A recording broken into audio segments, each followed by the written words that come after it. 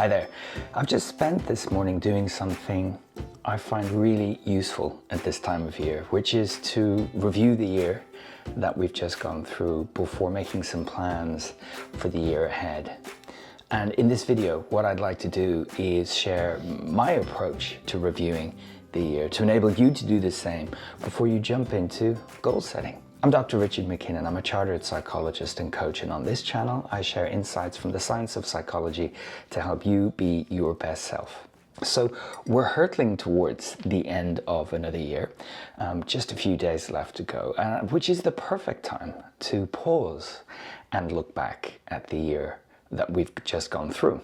And I find it really useful to do that before getting stuck into the plans for the year ahead, setting goals or making commitments to change behavior or starting new things or stopping existing things, whatever those changes might be. So rather than just drawing a line under the year and saying this new year is going to be different in this way, it's useful to look back and say, how was this year?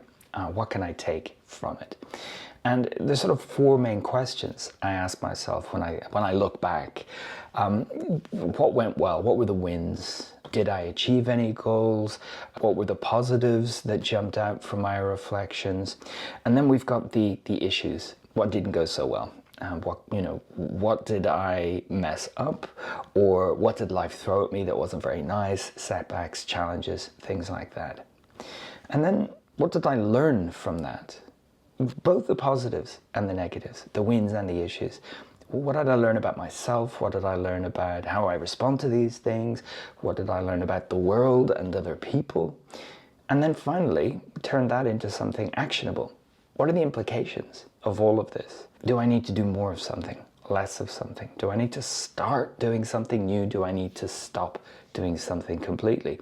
So what I thought I would do is look at my notes and give you some examples in addition to that structure to help you do the same kind of thing.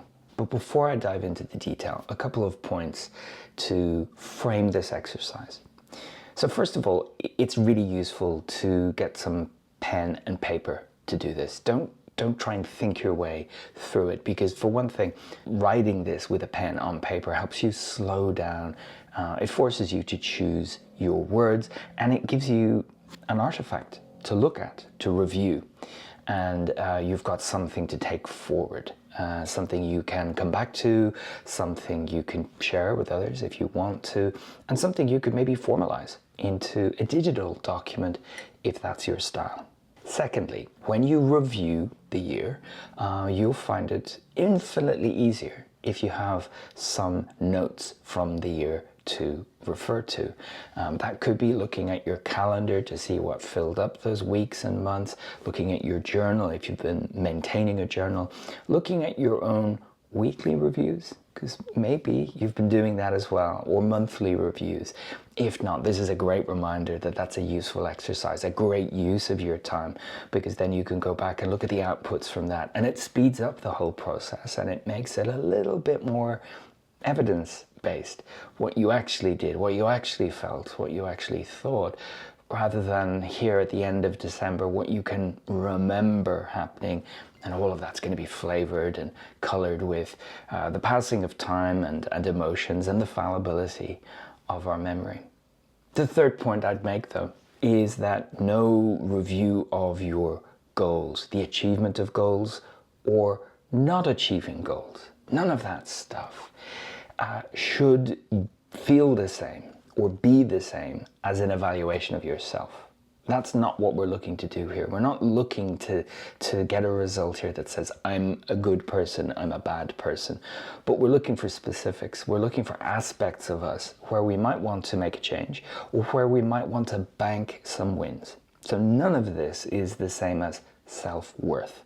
There's no point in giving yourself a grade for the year. It doesn't take account of all of the millions and millions and millions of things that make you who you are. So with that in mind, let's use some of my examples to bring this to life. what I do is look at different aspects of my life and ask those 4 questions about them. So I've got some professional examples to share. So one of the wins that I identified with my review was I was really happy to finally get my new psychological flexibility course out the door. Run it with the first cohort, get it live, be able to talk about it rather than someday maybe or a project in the future. I actually designed it, completed it, and ran it with a cohort of delegates. That was great. Identifying that win, though, helped me see maybe some issues, maybe some less positive aspects of that. So, for example, as is pretty much always the case when I run some training, I immediately start to identify some things I think could be better the next time I run it. But I identified these after running the first cohort, and now I've got some implications from that, some changes I need to make before I can run it again, to take account of that practical experience. So not a failure, but things I wish I maybe included or phrased slightly differently or organized slightly differently. So anyway, I've identified those. And the learning here, a big takeaway for me, is that if I take a big, challenging goal, like getting a new course out and being vulnerable and saying, here's my course, would you like to buy it? I can achieve that as long as I slice it up into very, very small parts and block out time to work on that. Not a day, not 2 days, not 3 days, but actually what worked for me really well was having an hour or 90 minutes very, very regularly to chip away at this really big task. I identified a win, but even within that win, there were some issues, some things I wasn't so happy with. I've realized there's some things about me and the way I organize myself and the way that I work, which are really helpful for the future. And I've identified the implications of that, some practical steps I can take to really take advantage of that. And so those are listed in my Task Manager app, and I've already blocked out some time in January to work on that. So it's a real priority, and it helps me avoid seeing things in terms of pass fail or success fail, but rather that was good and it could be better. That's a much more even-handed way of looking at something like that. It's really important when you identify the implications of the wins, the issues, and you're learning from those, that you don't simply say, be more X, be less Y, because most of our change does not come about through setting goals. It comes about through the daily behavioral adjustments, the little steps that we take. In addition to not judging yourself and categorizing yourself, don't simply focus on a goal, but instead focus on small steps that you can take, small actionable things, because that's the implications. The implications are learning in action, and they could be very small habits that you want to cultivate, and there's no need for goals. Or it could be a goal that's really important and meaningful to you, but you also have to identify the how you're going to get there. And what's going to make this really supercharged is also being clear on your why. Why is that goal meaningful to you? Maybe it represents one of your key values. So, a few thoughts to share with you at the end of the year about the benefits of reviewing what has been before we make changes for the future. All that's left is to say thanks so much for watching the videos this year.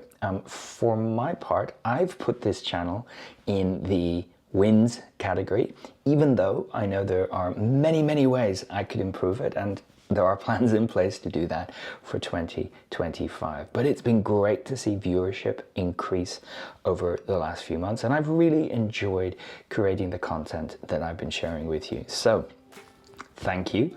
Hang around for 2025, see what it brings. But for now, thanks for watching this. And of course, you can leave your questions and your comments below. I'd love to hear from you. Thanks for watching.